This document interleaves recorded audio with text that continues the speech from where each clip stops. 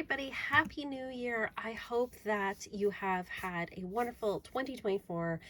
We have 2025 now. I'm recording this on New Year's Day. I'll probably put it up a little bit later in the week, but I wanted to just do a quick video where I go through the different calendars and planners and journals that I am planning on using for the year ahead 2025. I love a good stationery video or video about journals and planners and things. And so for those of you who are also planner nerds, I hope that you enjoy this as well.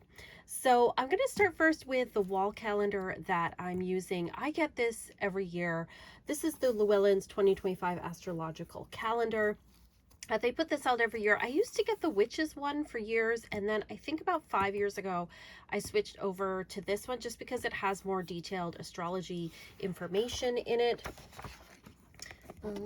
That's the pages here. You can see they've got, of course, the moons on here. We've got the quarter moons and we've got full moon, new moon on here. And then each day it's got all of the different aspects that's going along with the time. Now, this is all in Eastern time, so I just have to adjust it by an hour. But for those of you that might be in different time zones, this might be, you just have to figure out, what the calculation is. So it's got some pretty good artwork this year. I like it a little bit better than last year. We've got obviously different ages here, different races, representing the different zodiac signs. As you can see, it's pretty good. Like I get it more, like it's nice when the art is good, but I get more for the information that's on there. But I do like the art on this. But this is my wall calendar that I'm using for 2025. I think it's good if you're kind of intermediate with astrology and you want to just have like a little bit more info on the wall. For my phone, I use Time Passages as my astrology app that I use. This calendar has a lot of information at the back as well. Stuff about the moons, the different moon signs, what the different planets mean, when the moon is in different signs, what it means. And then it's got an ephemeris at the back. Oh, it's got a cheat sheet too for the different aspects, so that's pretty good too if you're not super familiar. It's also got an ephemeris here, and then over here we do have, I love the planetary motions. You can see the motions that the planets make during the year. That's a new edition, which I quite like. They have all of the full and new moons listed with their degrees, so that's a new thing.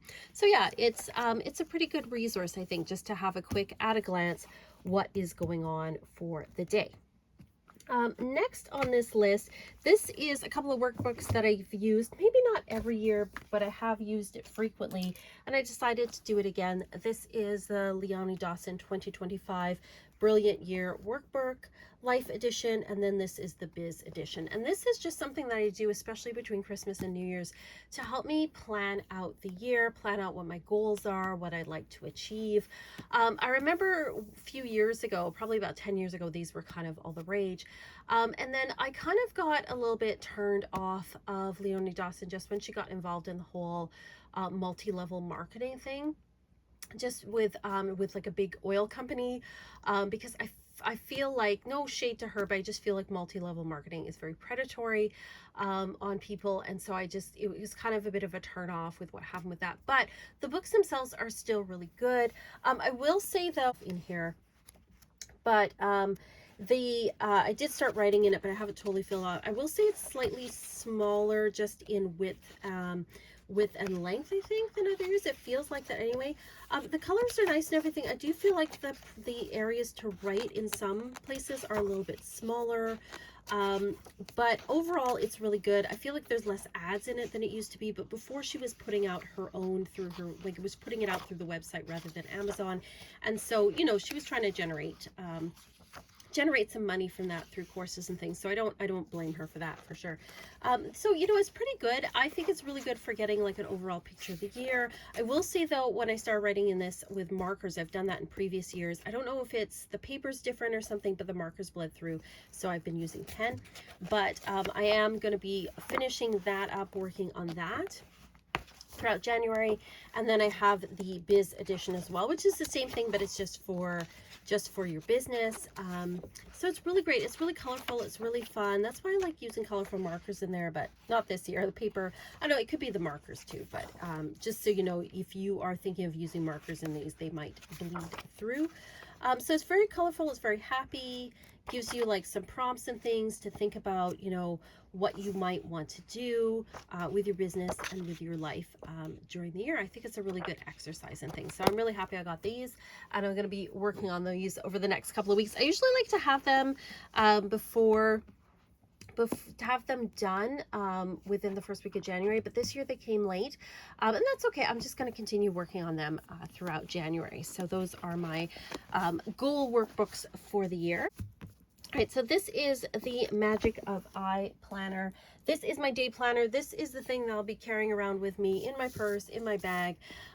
It is a really cool planner. I do have a walkthrough if you're interested. It is, for those of you that are really into astrology, this planner is great. All sorts of information. It also gives you spaces for your overall goals for the year. And then it has, at the beginning of each month, it's got all of the aspects for the month, what's going on, the major aspects. You've got your calendar with the aspects there, set some goals for each of the weeks, for the month, and then you've got each week laid out like this with the aspects going on. It also, for those of you that don't know a lot about astrology, they have these little cheat codes here where they have like a little phrase, and then there's a place at the front of the book. Where is it here? Where it tells you what they mean. So even if you don't know a lot about astrology, you can go like, oh, this is an intellectual day, or this is day to lie low, or this is a day that's good for relationships, or whatever it is. So it's pretty good that way. So I really love this. I think it's really a beautiful planner. Lots of space to write, but not too big to carry around. It's also got spaces where you can put your full and new moon ideas for manifesting. I like to just use these pages as sort of reflections on the month as we get to the end of the month. So beautiful book to work with. I'm really looking forward to that. Also really like, it's got a pocket at the back. That is awesome. So that is my day-to-day planner that I'm using, the Magic of I. Another one that I'm going to be using daily is my scribbler that I use. This is just a regular 5-star 400-page scribbler. I put some stickers on that I'm using for my morning pages. If you don't know what morning pages are, they are from The Artist's Way, where you write 3 pages longhand of just brain drain at the beginning of every morning. Doesn't have to be anything fancy. It is just brain drain. And so I'm actually doing the Artist's Way course over on my Patreon. If you're interested in that, you can click below and follow along if you're interested in that. But this is the book that I'm using for that. I love this sticker. It's so like, woo, holographic-y.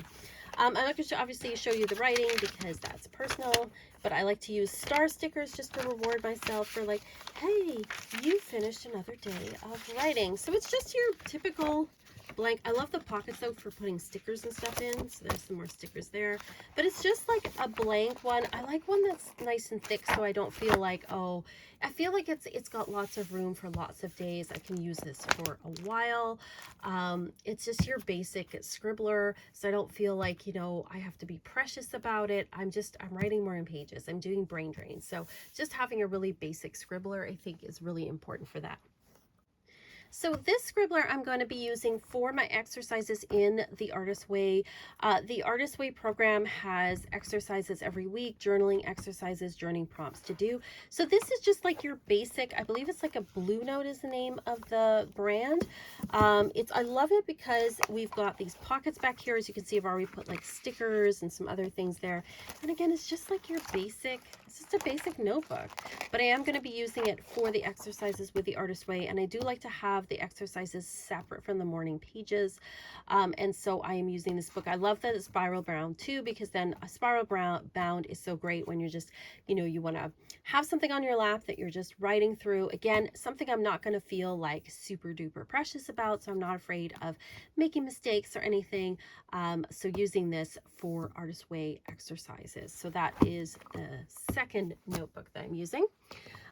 Next, I have a dream journal. I've shown this before. This is actually a day-by-day journal, But I love the cover so much, and I was really looking for a dream journal, and so I got this. And so you can see here, it's one of these ones where it's just like a page a day thing, but I've actually been using it for recording my dreams. I crossed this out, put the date at the top, and what I've been doing with this, and again, I'm just for privacy reasons not showing you the others, but I have been writing my dreams and then highlighting things like people that occur in the dreams, symbols that occur, places that occur, because I'm looking for patterns. I want to see if there's patterns with my dreams over time.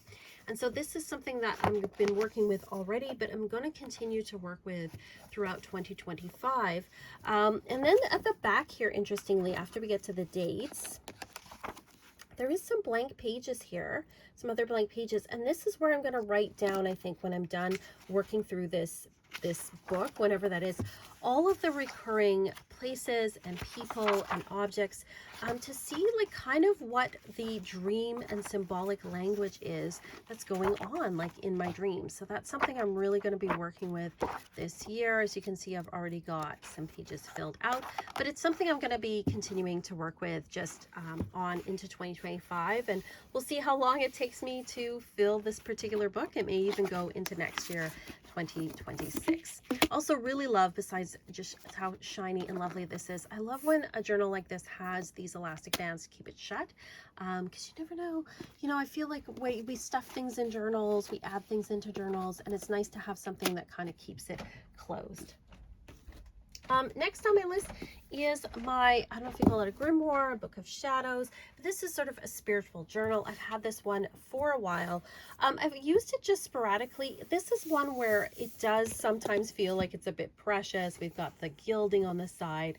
But I'm trying to not be so precious about it this year. I have readings in here that are from 2023, 2024. We did my 2025 rune reading for the year, but I'd like to be a little more active in this book and just record my readings more, any spells that I've done, things like that. Just sort of a spiritual journal, separate from the dream journal. I like to have things kind of separate and compartmentalized. I know some people don't like that. Some people like to have it all in one, but this is what works for me. So I really love this journal. It's really beautiful, and I'm trying not to be too precious about it and just record any spiritual insights, any readings, like I said, spell work, anything like that into this journal here.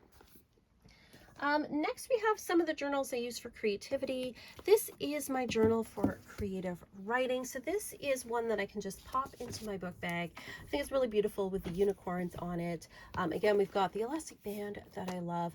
And this is really just for recording any writing ideas, like any poetry. I've already started using this. I'm not going to show you some of the things, but any like ideas for writing that I'm doing some writing, have been for a little while, but this is just so I have something I can pop into my bag on the go, and if I have an idea for like a poem or for a plot point in a story that I'm working on, that I can use that there. So that is that one.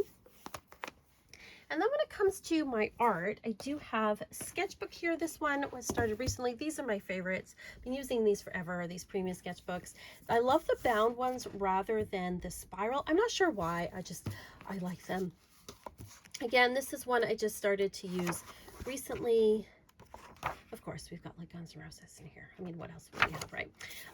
So anyway, this is just my sketchbook that I'm going to be using. I love the paperweight in this one, and I like that it's not too big. So that is my sketchbook there.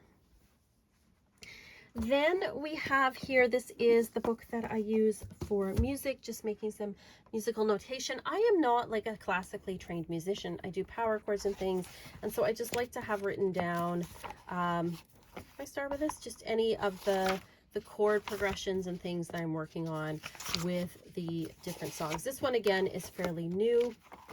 I have another one upstairs that's full, but I like the grid one because I don't know, I just like it better for being able to map things out when it comes to things musically. So that's my music notebook. And then last but not least, I have one that is an ongoing one that I started back in July last year. This is my business notebook. Again, it's just your plain, like, I think they're called Blue Note or whatever. I like these ones. They're spiral bound. And it's just notes and things. As you'll see, There's the astrology headlines. I write down any notes that I have for the next. There's the list of paint that I have. And it's good for just making notes on upcoming videos, on astrology videos that I'm doing, especially the ones on my Patreon. Any, you know, if I'm doing readings for someone, I can do some notes in here for that. So it's a nice place just to have for notes for my business.